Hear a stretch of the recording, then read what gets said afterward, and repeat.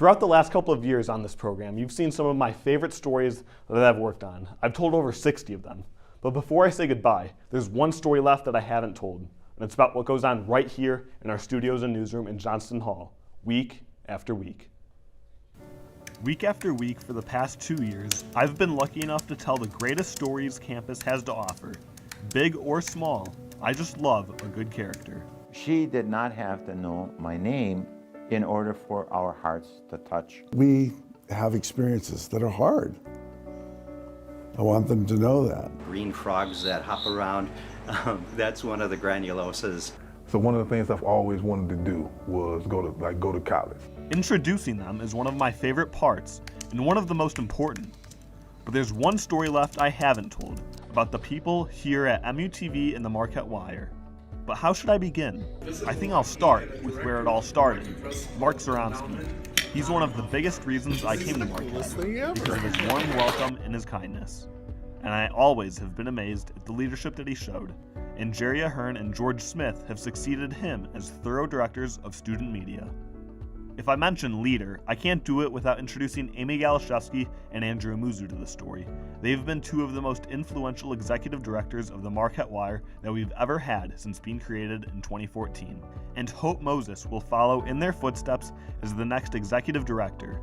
The Marquette Tribune is full of our most talented designers, editors, and reporters, making sure every inch of paper is used to the fullest. Here they are submitting the last paper of the year on Monday night. Radio and the Journal have worked hard covering all different kinds of stories all year too.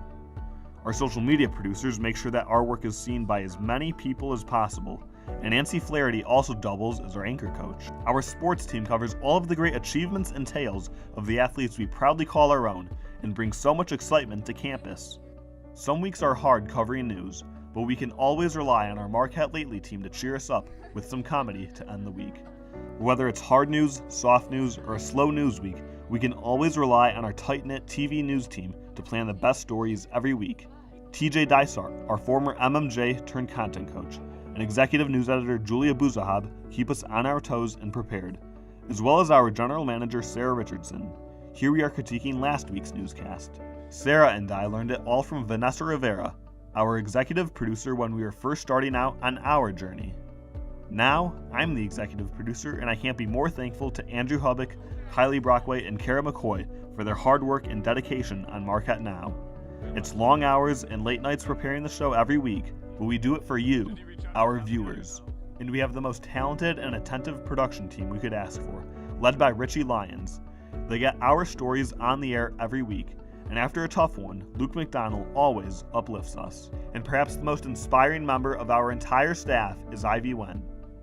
An international student from China, she hasn't been home or seen her family in over 3 years because of the pandemic, but she never fails to have a smile on her face and to put one on ours. And my story for the last couple of minutes in the last couple of years is coming to an end, but the great journalists at the Marquette Wire still keep writing campus's stories and their own, week after week. So, for the final time, I'm Timothy Littau, Marquette Wire News.